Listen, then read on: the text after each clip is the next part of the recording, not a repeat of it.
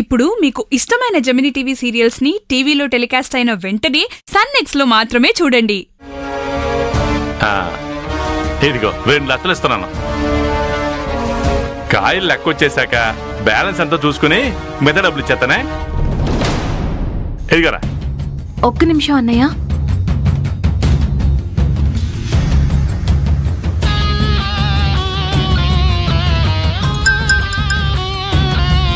Hello. Hello అన్నయ్య, ఈ ఏడాది కాయలన్నీ మా ఊళ్ళో రుద్రపతి అన్నయ్యకి ఇస్తున్నాను. సొంత ఊరు అయిపోయేసరికి నేనేం చేయలేకపోతున్నాను, క్షమించండి. ఏం పర్లేదమ్మా. థ్యాంక్స్ అన్నయ్య. ఇక నేను బయలుదేరుతాను. రేపు మా మనిషిని తీసుకొచ్చి కొబ్బరికాయలు కోసుకుంటానే. ఉంటాను. అలాగే. వెళ్ళొస్తానమ్మా. సరే అన్నయ్య.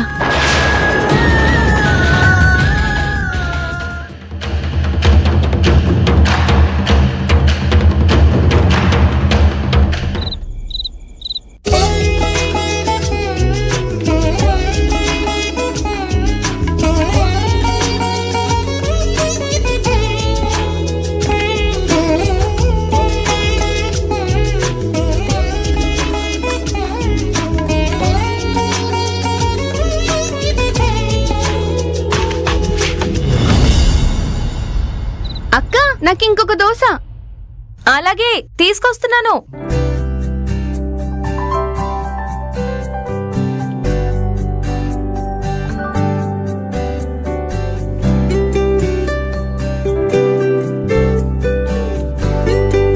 ఏమేంటి ఎలవేణి, ఎన్నో రోజుల నుంచి మన తోట కొబ్బరి బొండాలన్నీ సోదరి గారికి ఇచ్చేసి ఇప్పుడు ఒక్కసారిగా రుద్రపతి గారికి ఇస్తానంటే సోదరి గారు బాధపడరా చెప్పు.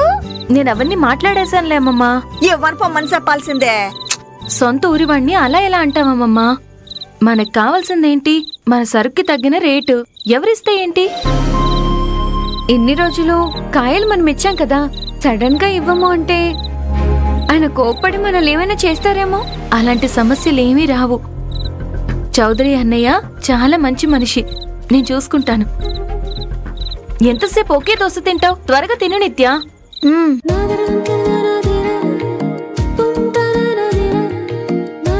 ఇంకో దోశ తింటావా నాన్న? పిండుందా అమ్మా? ఉంది నాన్న. నువ్వు కూడా తినాలి కదే. నేను తింటానులే అమ్మమ్మా. ఇంకో దోశ వేసుకురామ్మా. అలాగే.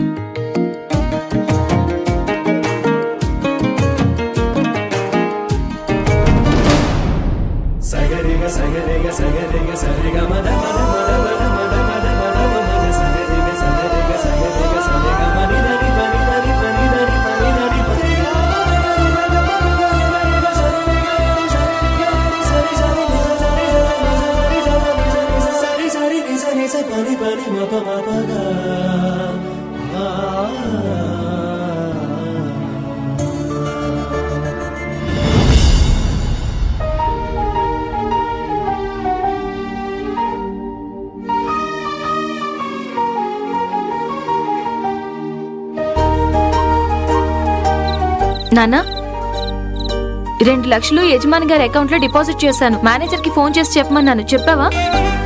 ఇంకా లేదమ్మా, లేట్ అయిపోయింది కదా, రేపు ఉదయాన్నే చెప్తాలే. నీతో చెప్పడం బదులు నేనే చేసుకుని ఉండాల్సింది.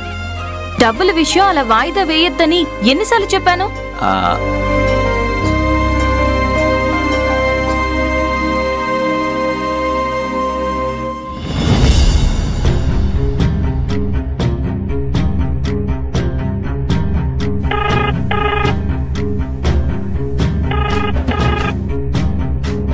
నేను నీలవేణిని మాట్లాడుతున్నాను సార్. విషయం ఏంటో చెప్పమ్మా. ఈ కొబ్బరికాయలు అమ్మిన డబ్బులు అడ్వాన్స్ 2 లక్షలు అకౌంట్ లో వేశాను సార్. మిగతా డబ్బులు కాయలు దింపాక ఇస్తామన్నారు. ఆ బ్యాలెన్స్ కూడా అకౌంట్ లో వేసేస్తాను. సరేనమ్మా. ఉంటాను సార్. అలాగే అలాగే.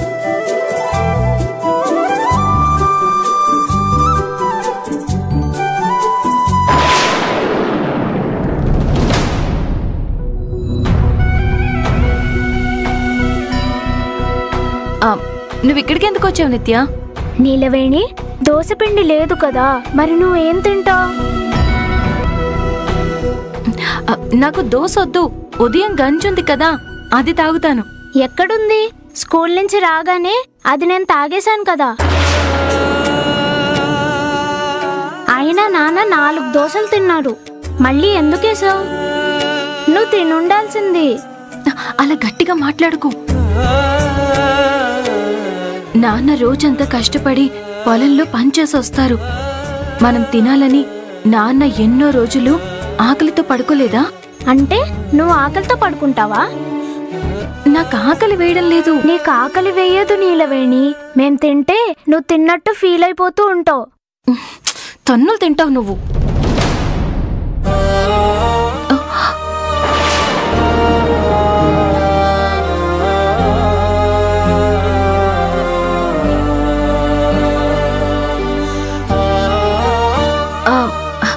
నాన్న, మీకు సరిపోయిందా? నీ తిండి కూడా నేనే తిన్నాను కదమ్మా, ఎందుకు సరిపోదు? ఊరుకోండి నాన్న. పక్షులు అవి తినేవి కూడా తీసి తన పిల్లలకు పెట్టుకోగలం. అలా నేను చేయలేదు కదమ్మా. అలాంటిదేమీ లేదు నాన్న. నాకు ఆకలి వేయడం లేదు. పాలున్నాయి కదా, అవి తాగి పడుకుంటాను. పదండి పదండి, మీరు వెళ్ళి పడుకోండి. వెళ్ళండి వెళ్ళండి నాన్న.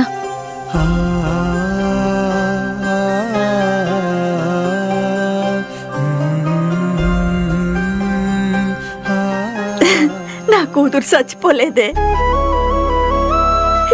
నీ రూపంలో బతికే ఉన్నది.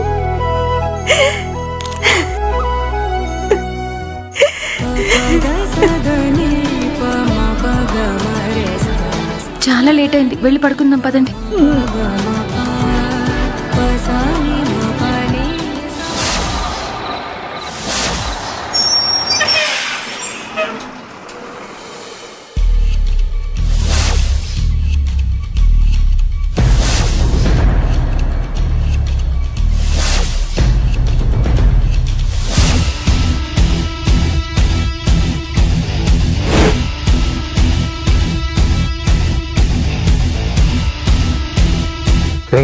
మనిషి చెప్పెక్కండ్రా, ఒక్క కొబ్బరికాయ కూడా మిగలకుండా నరికేయండ్రా.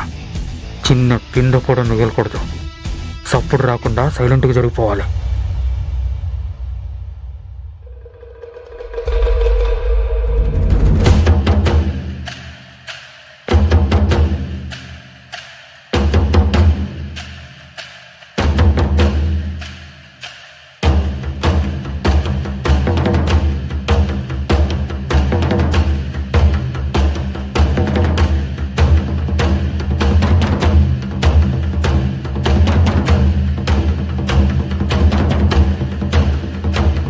త్వరగా కానివ్వండిరా.